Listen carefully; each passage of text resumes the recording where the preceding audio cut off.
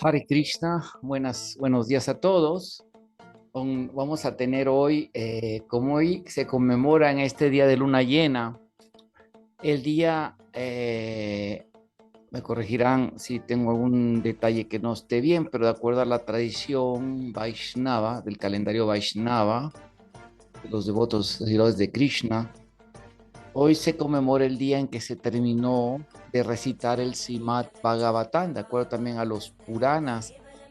Y este día quien regale un Srimad Bhagavatam, así en un tono dorado y lo dé de regalo, lo pone en un así altar y lo regala, tendrá muchas bendiciones, grandes bendiciones, alcanzar el mismo destino del mundo espiritual. Es un gran éxito.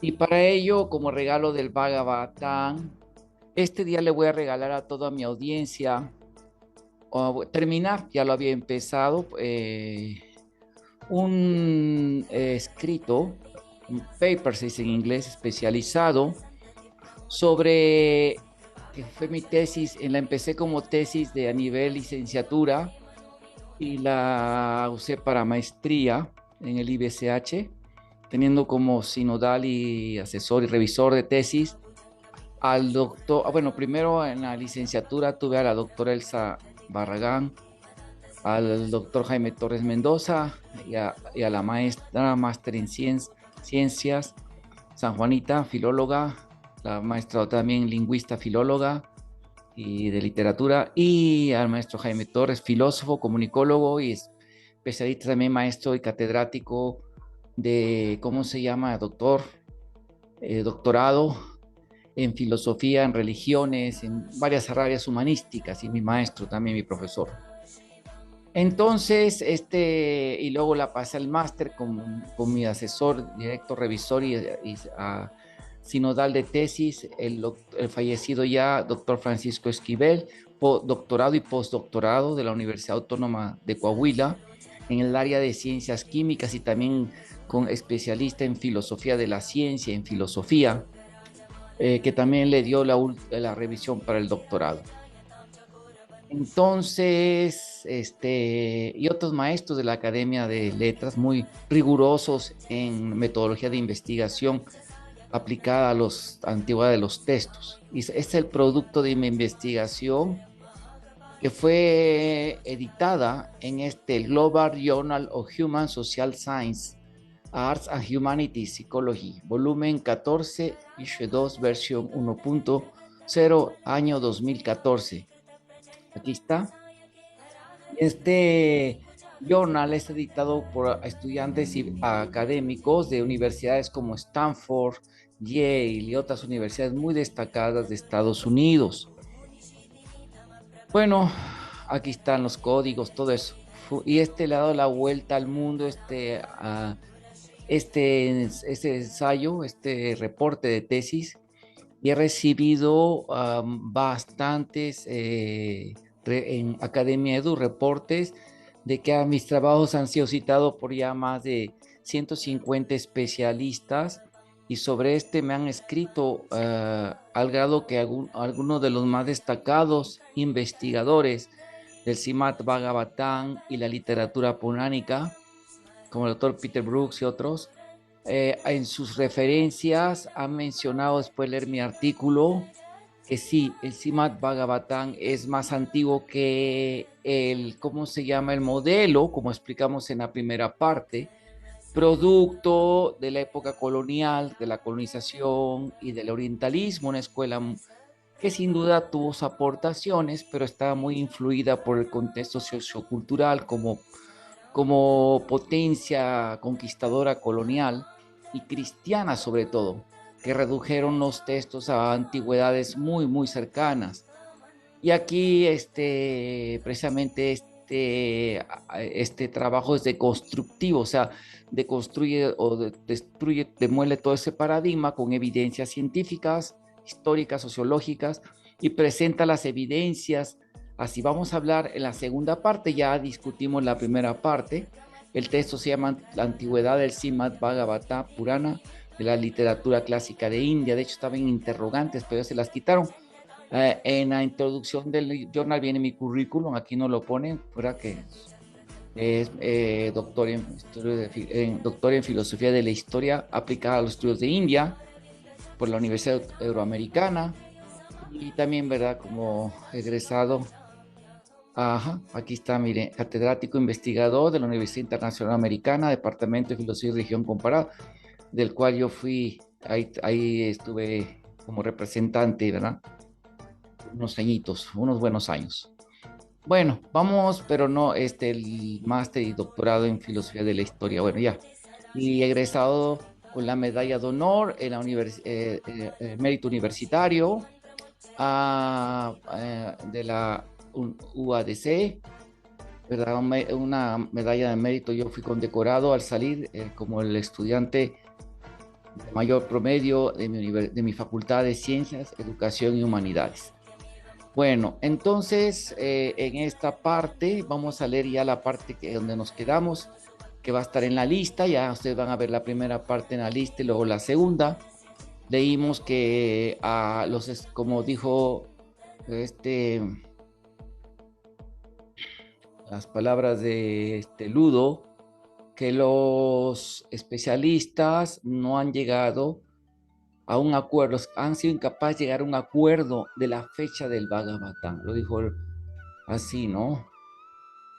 Esto dijo Ludor, ¿no?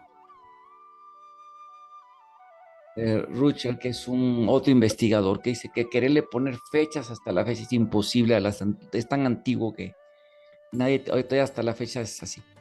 Y bueno, aquí pusimos, aquí está el tablero, ¿verdad? Que de los primeros orientalistas como H. Wilson y Colebrook, que lo pusieron en el siglo XIII después de Cristo, de ahí hasta luego el siglo IX, que es la Ingalhop, Bautenen Charma, son la más predominante, luego Pargite, que es el sexto, Eliade Harsato en el quinto, Tagore y Krishnamurti lo ponen en el quinto después de Cristo, el doctor R. Shikar lo pone en el 3 después de Cristo, David Huso lo pone que viene del quinto y cuarto antes de Cristo y saber terminado por el 7 después de Cristo.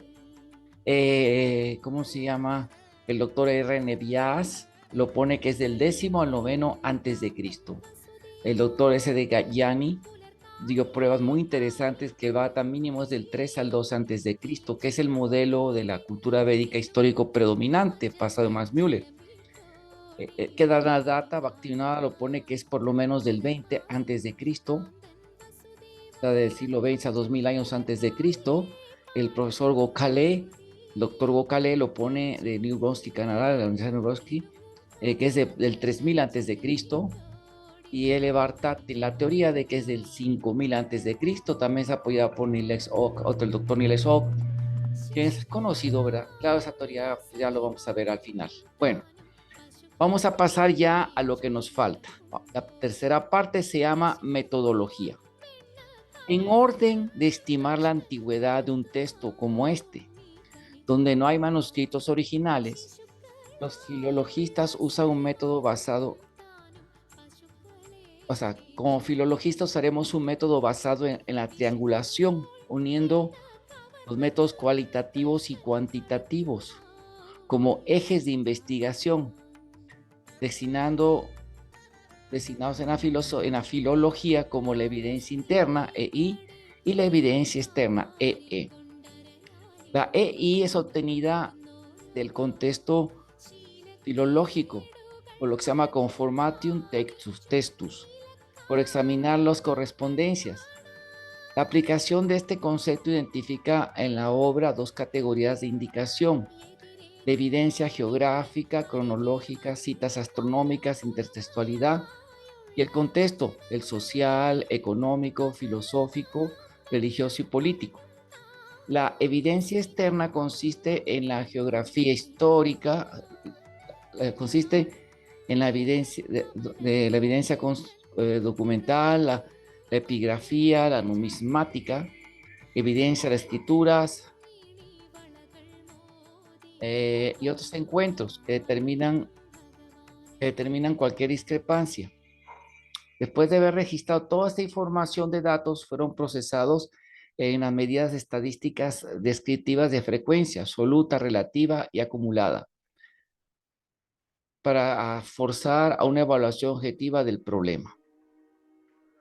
Resumen de los resultados, cuarta parte o párrafo cuarto.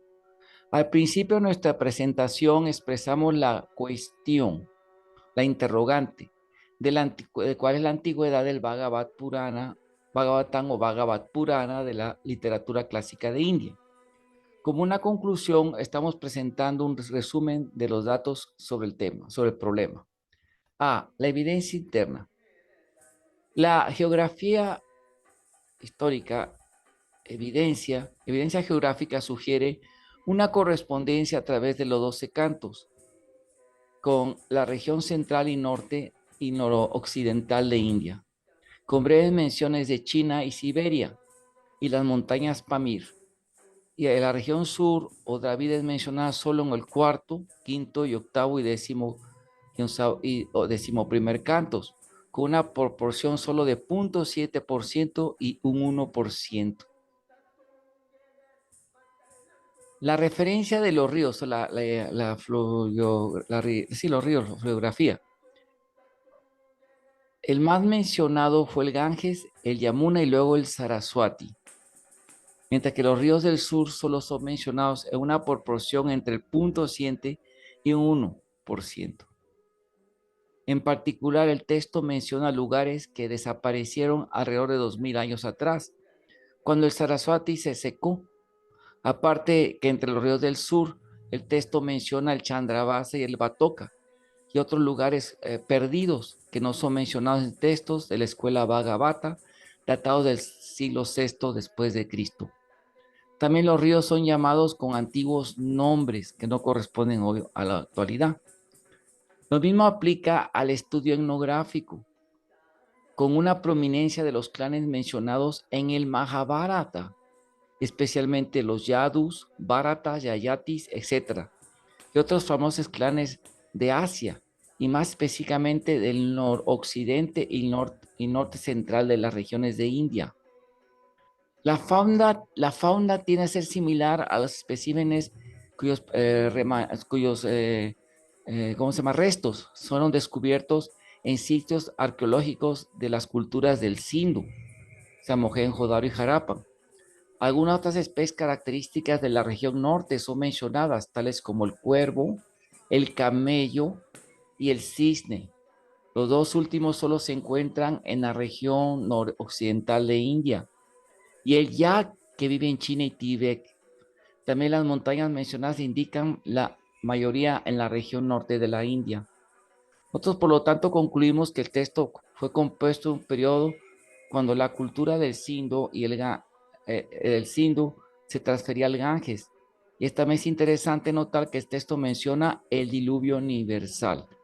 Es muy interesante porque hay una tesis predominante, una teoría, una hipótesis que decía que el texto fue hecho en el sur, pero los porcentajes de ríos y todo eso no corresponden en el texto. ¿Me explico? Es de 0.7, o sea que el 93% está en el norte.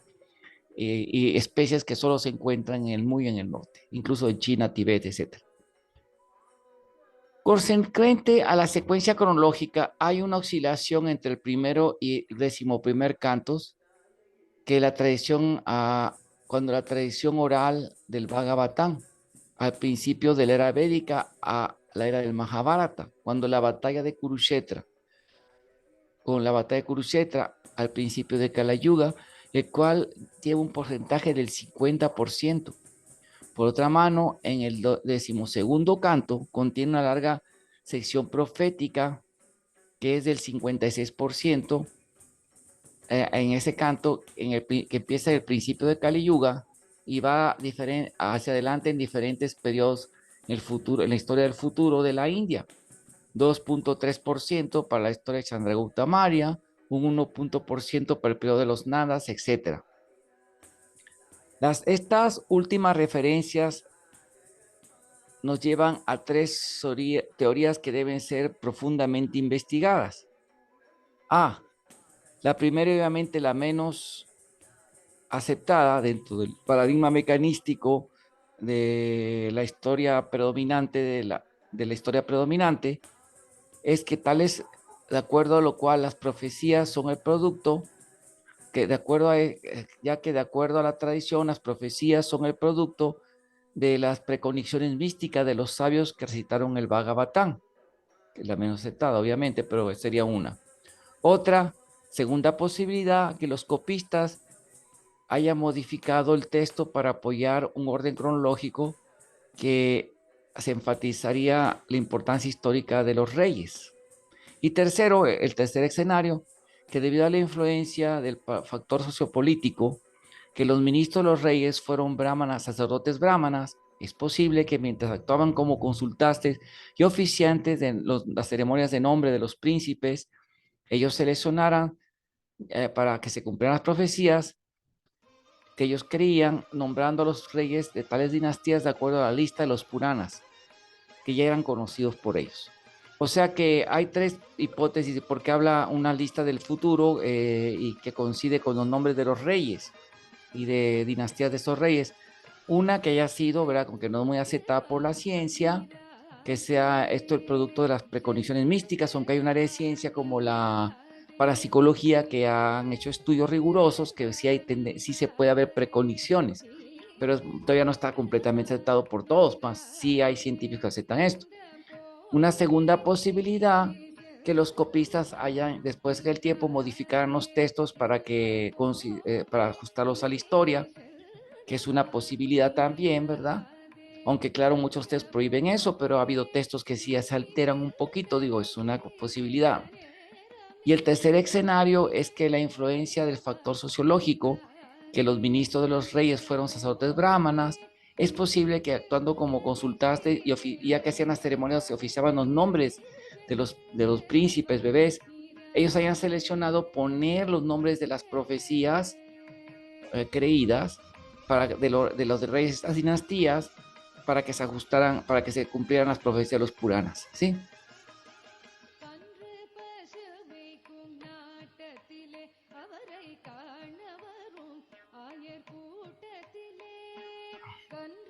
Ahora, esta posibilidad es sugerida por los descubrimientos de D. Saraswati, que descubrió, quien colectó las crónicas de los reyes y encontró que la acción de los reinos de Delhi, un, un amplio, un grupo, una serie de documentos que muestran que los reyes fueron más conocidos por muchos otros nombres, los cuales pocos coinciden con las listas puránicas. Sugiere que si las profecías fueran de un tiempo anterior, en comparación a las crónicas, los compiladores usarían los nombres más similares que aparecen en las listas de tales profecías para confirmar que es verdad.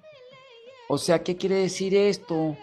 Que en lo último, es menos el tercer escenario, también es cuestionable porque hay crónicas, hay unos documentales de los reyes que gobernaron Delhi, por ejemplo, la descendencia de Pariksit Maharaj, y coinciden poquito en los nombres, o sea, porque los reyes pero ya estudiando más a fondo, sí, también esos reyes se le llamaron los nombres como aparecen en las crónicas, ¿sí?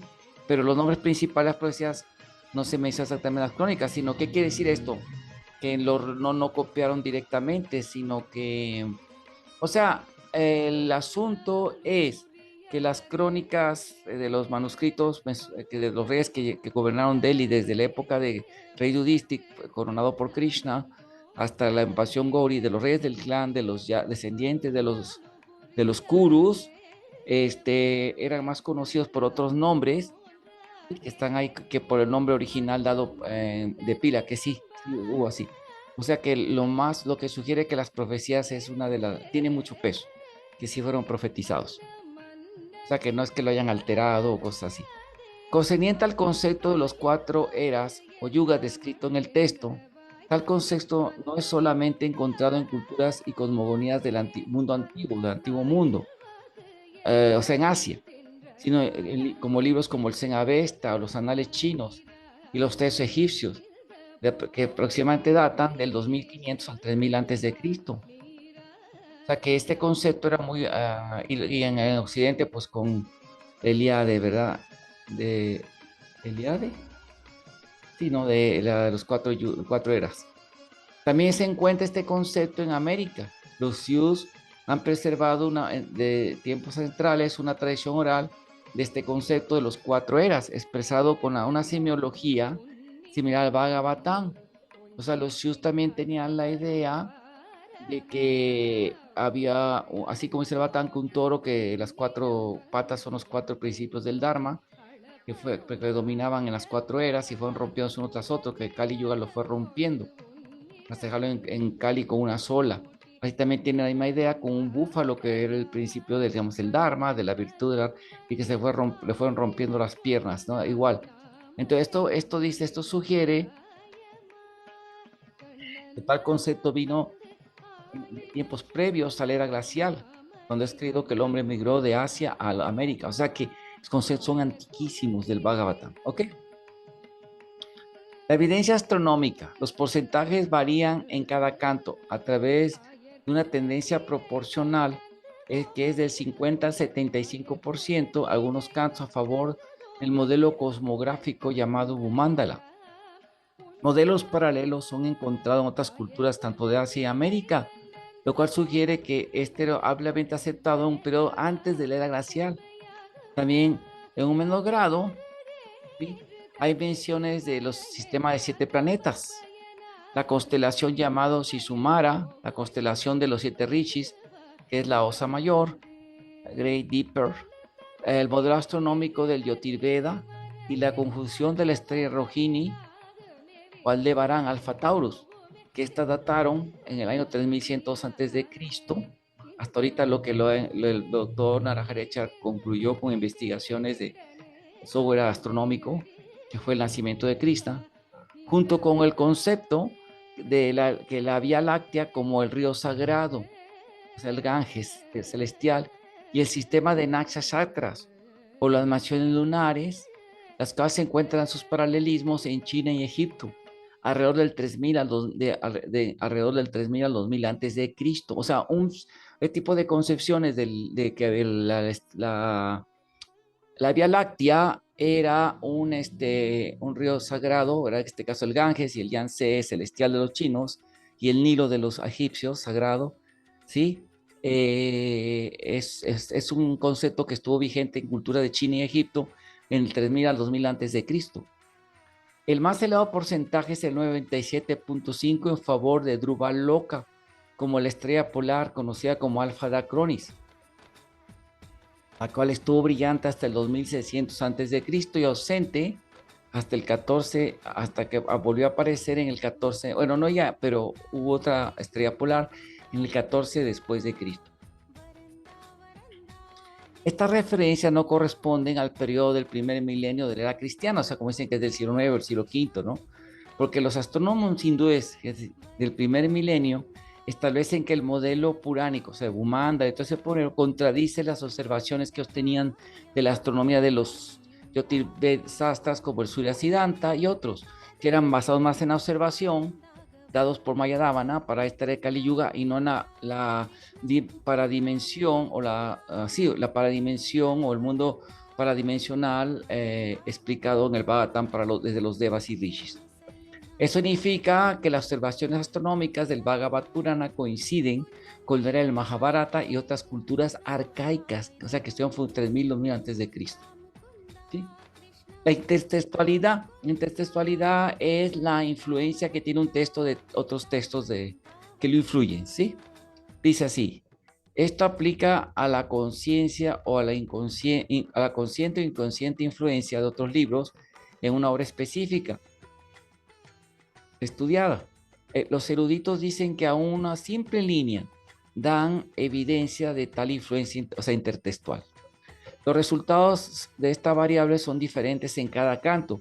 Acá hay una tendencia que oscila del 80% al 27% en favor del Mahabharata, o es el más que influye el libro. También hay diferentes textos que influyen, como los Vedas y Upanishad, y en un pequeño grado los Brahmanas, los Upavedas, como son, por ejemplo, el Danur, el Yotirs, ¿no? Todos esos. el Ramayana, el Manu Samhita y los Pancharatras. Los porcentajes confirman un periodo que viene del fin de la era védica y que coinciden con la época de la guerra del Mahabharata. Eso es lo que nos indica la influencia intertextual. Contexto social. Una variable que registra un crecimiento de valores es la glorificación prominente a la clase de a la clase sacerdotal o brahmanas. En todos los cantos del texto encontramos que un 60.4% descripciones de la cuarta clase de los sistemas de clase, 4 clases sociales y 4 órdenes espirituales, Varna Ashram. Y el casteísmo cualificado, ¿sí? Que un casteísmo cualificado que no es hereditario. O sea, según el casteísmo de hindú, ya en época de Buda y ya en época que después del periodo primero de Cristo, hasta antes de después de Cristo, era que la gente nacía, era por nacimiento. No, habla de un casteísmo por cualificaciones, no por nacimiento. Según las cualidades, tú eres de una clase social, ¿sí? Y se glorifica mucho a los brahmanas, ¿sí?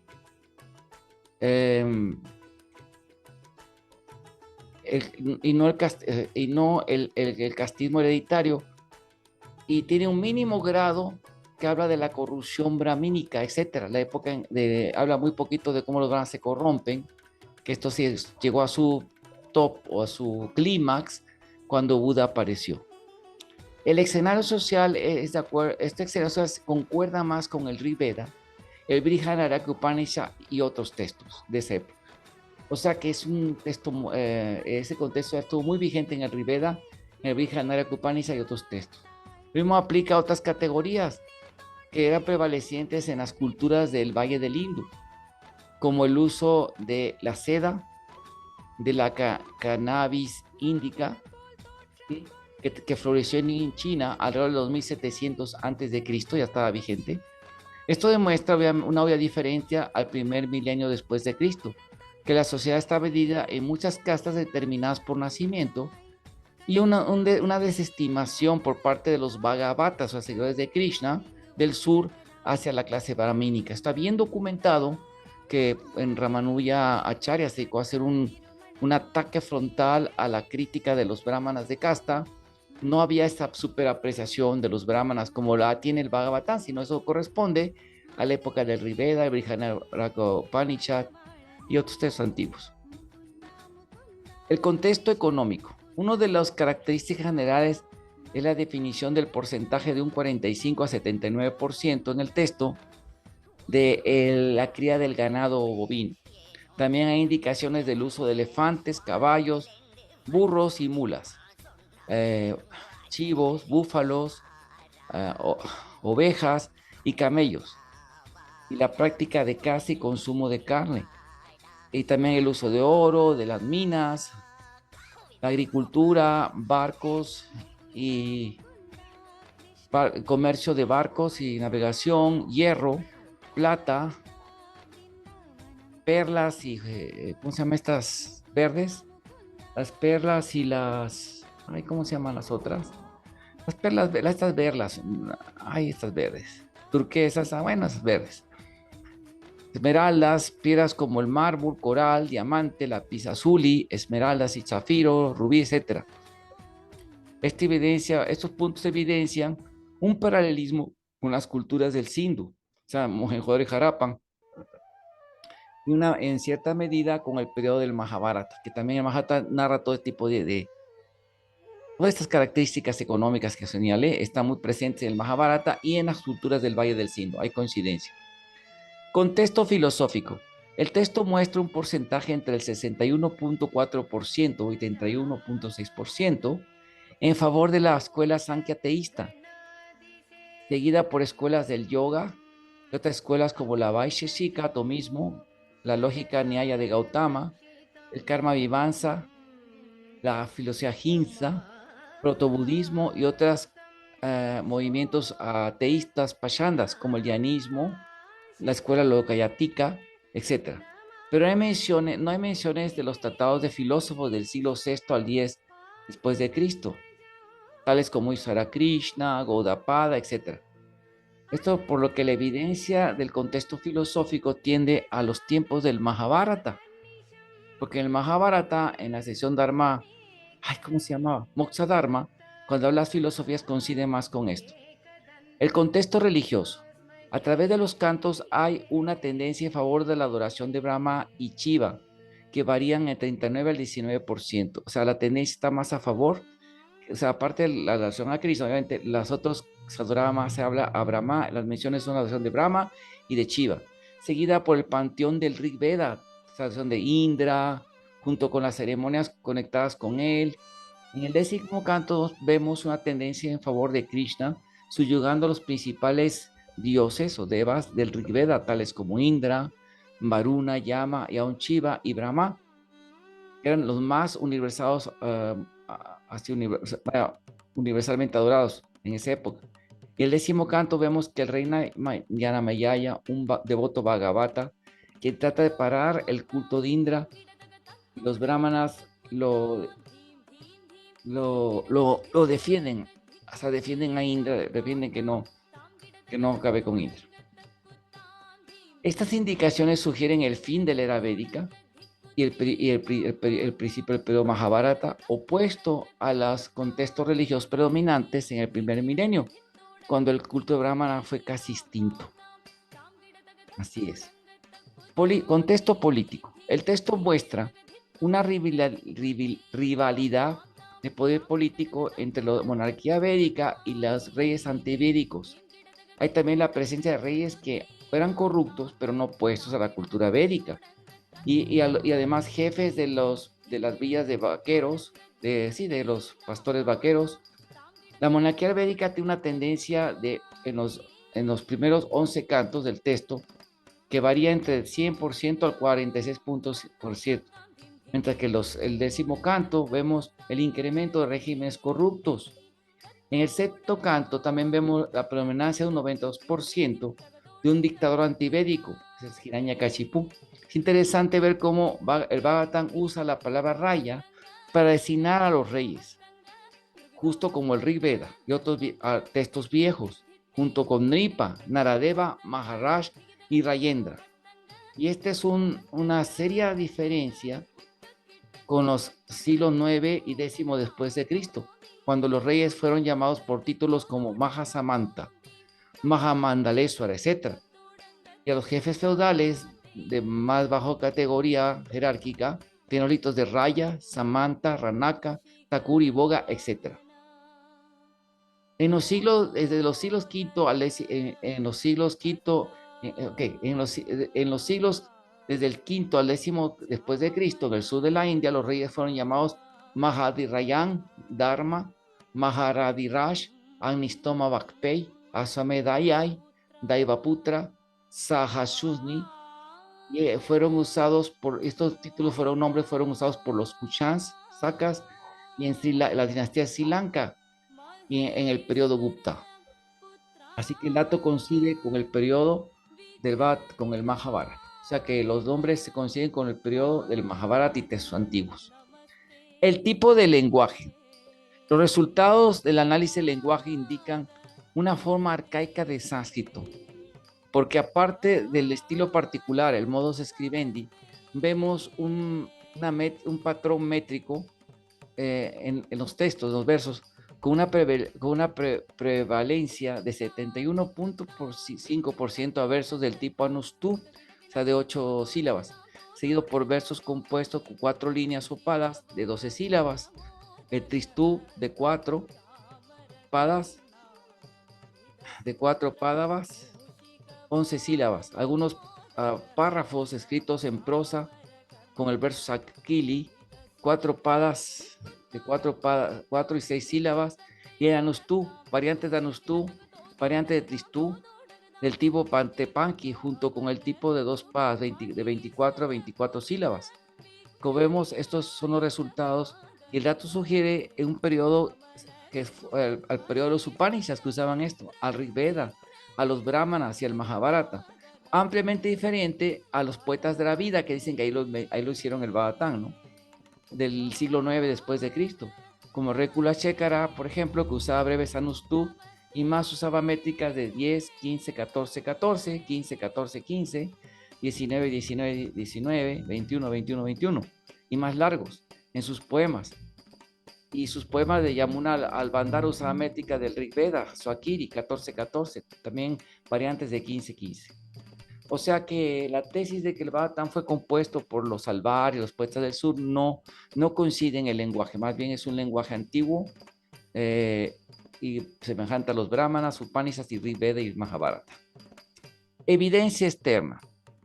Los registros de los documentos indican que el texto dejó una fuerte marca en la historia. También notificado que hasta el día de hoy la directa mención más antigua del título del Bhagavatam se encuentra en el Uttara Gita del quinto antes de Cristo. Sí, el Uttara Gita menciona el Bhagavatam, seguido por el Nandi Sutra del primer sexto, que esos son textos de la escuela de Sankaracharya, escuela monista, y Nandi Sutra es un texto de la escuela Jain. Sin embargo, la literatura budista, especialmente las obras de Chanakya, deja alargan el periodo para una antigua fecha. Chanakya Pandya, habíamos hecho un libro aparte que fue editado por la Universidad y el Fondo de Cultura de Coahuila, que rescata trabajos de la universidad, por el doctor Jaime Torres, me lo editó ahí cuando trabajaba allí, por su dato tan bueno, muestra que Chanakya Pandya tenía una gran influencia del Bhagavatam. Bueno, y ok, seguimos. Aunque el cuerpo entero de evidencia muestra una tendencia del 19% en favor del periodo brahmana y los sanjitas, de los brahmanas, los textos brahmanas y de los sanjitas, seguido por los Upanishads a un 14.1%, que es una mención importante mencionar que personajes tales como Krishna, las Gopis, Parikshit y Yanameyaya, etcétera, también son mencionados en esos Upanishads, mientras que las fuentes del siglo 8 y desde Cristo hay una relativa frecuencia de 2.6%. O sea que hay más menciones de referencia a los personajes del Bhagavatam en obras desde la época de Chanakya y textos del Bhagavatam de época de Chanakya anterior, de los Brahmanas, de los Sanjitas, de los Upanishads, que menciona a las Gopis, Krishna, Yanameyaya, el nieto de Reparisa, quien se retrata el Bhagavatam, y solamente en las obras del siglo VI después de Cristo se menciona un 2%. Por lo que la probabilidad está en favor de la teoría, oiga, no está a favor. Hay un muy pequeño porcentaje de probabilidad en favor de la teoría de que el origen era para el primer milenio, el Bhattan escrito después de Cristo. Aparte de esto, todos los datos que son consistentes con una posible compilación al primer milenio y no hay directa prueba que muestre un origen posterior del Bhagavatam. En idea lo que fue creado, o la idea de que fue creado solamente, una idea que fue creada solamente en el siglo XVII por la influencia de los británicos.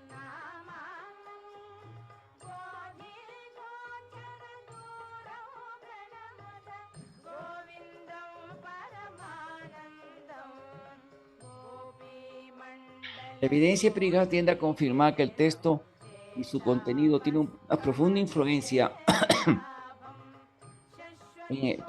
que el texto tuvo una profunda influencia en el siglo 9 y 10, en el siglo 9 y 10, es cierto, después de Cristo. Mientras que el valor más elevado, que es el 24%, ¿cómo se llama? Tiende o fue más en el primer siglo antes de Cristo. O sea que sí hubo influencia, ¿verdad? Del 9 al 10 después de Cristo, pero el mayor porcentaje está en un siglo antes de Cristo. Las dos piezas de evidencias epigráficas mencionan el título Bhagavatam del siglo I. Hay dos piezas de evidencia que mencionan el título Bhagavatam. Otra influencia es observada en la concurrencia del 3.8% con la epigrafía del siglo 7, 8, 9 después de Cristo, seguida por la del cuarto después de Cristo en 10.3 y 3.4 por el quinto y 2 antes de Cristo, antes de Cristo.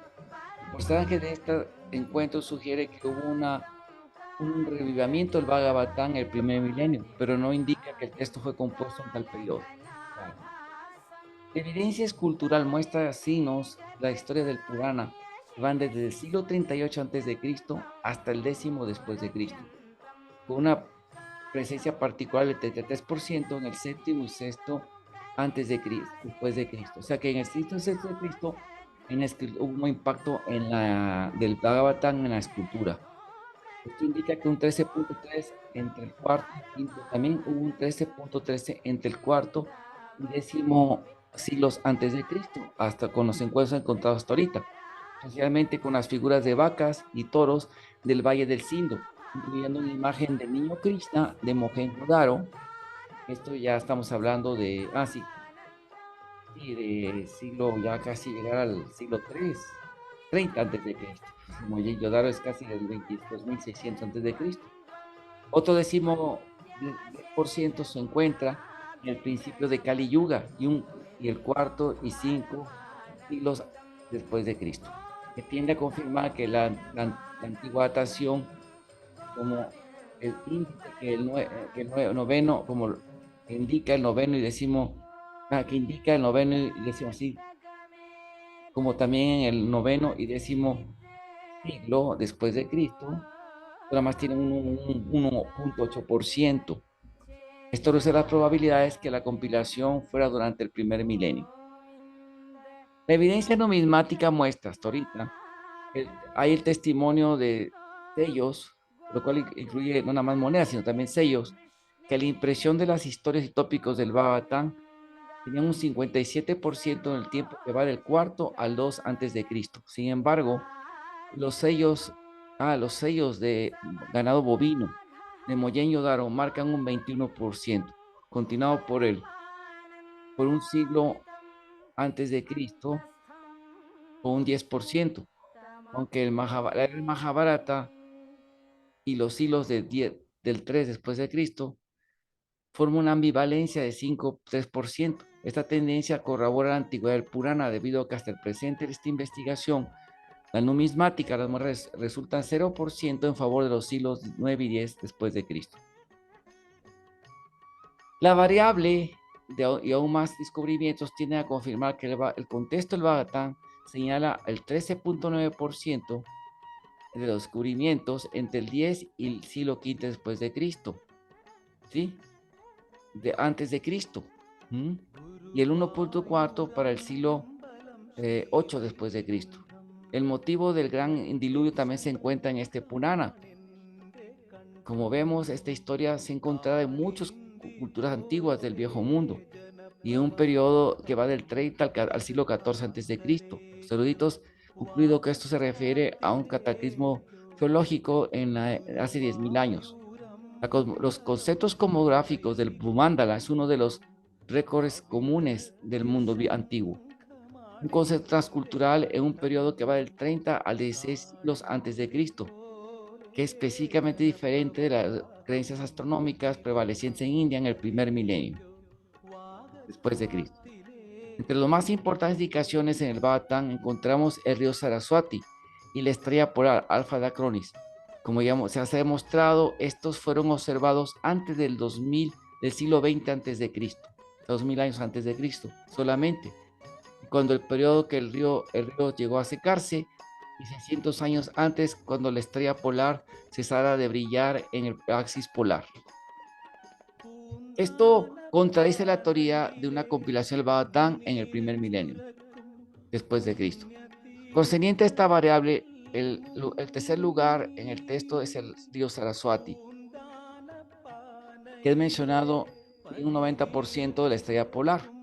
Esto indica que la era del Mahabharata, el cual, de acuerdo al Bhagavatam mismo, dice que la arqueología, lo que dice mismo, y de acuerdo a la arqueología y a los datos astronómicos, este periodo corresponde a 30 siglos antes de Cristo. Como he mostrado en esta presentación de la examinación de las varias teorías, muchos expertos han confirmado que las calculaciones matemáticas de la astronomía establecen que el principio de Kali Yuga, la era fue en febrero 18 del 3102 antes de Cristo. De acuerdo a los hindús, es cuando Krishna y el era del Bhagavatam desapareció de este mundo. una fecha que marca el principio de un calendario, exactamente como los musulmanes calculan este año los años con la Hégira y los cristianos con el nacimiento de Jesús. Entonces, estos descubrimientos, los estudios de varios investigadores incluyen eruditos conservadores como Max Müller, pero los liberales, como bien, que dirigen a la conclusión que la era védica descrita en los textos védicos, cuya fase final describe el Bhagavatam fue del 8000 al 2000 antes de Cristo. Conclusión. Basado en todos los registros de la evidencia que analizamos, nosotros podemos desaprobar las otras teorías de la datación del Bhagavatam.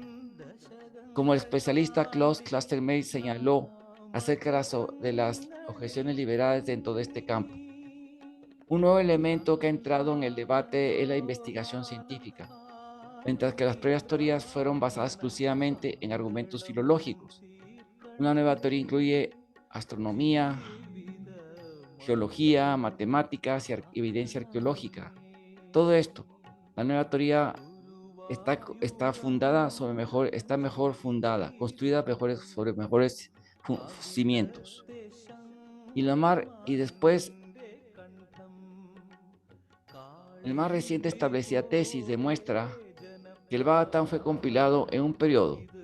Y nuestra más reciente establecida tesis es que demuestra que el Bhagavatam fue compilado en un periodo que va desde el fin de la era del Mahabharata al principio de Kali Yuga, 3102 a.C., y al menos alrededor de 2600 a.C., cuando la estrella Alfa Draconis estaba brillando en el axis polar y el río Saraswati fluía. Sin embargo, a pesar de todo este riguroso análisis científico presentado en esta investigación, encontraremos que los eruditos, la mainstream más hacia, de la tendencia más influente, serán muy opuestos a esta demostración, como Max Planck lo observó. Una verdad científica nueva no triunfa por el convencimiento de sus oponentes, haciendo ellos ver la luz. Más bien que con la muerte de tales oponentes surge una nueva generación que es capaz de aceptarla. Y por último, en el párrafo sexto, daremos descubrimientos en investigación.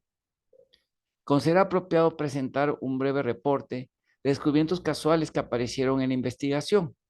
En 1992, Al Heibelt establece que el Mahabharata muestra el trabajo de la mano de un simple autor, no de muchos. Y E. B. Tagore confirma lo mismo del Bhagavatam. Gure H. Sullivan ha examinado los viejos textos, concluyendo que estos sostienen que Dvaipayana Vyasa como el compilador del canon en estudio.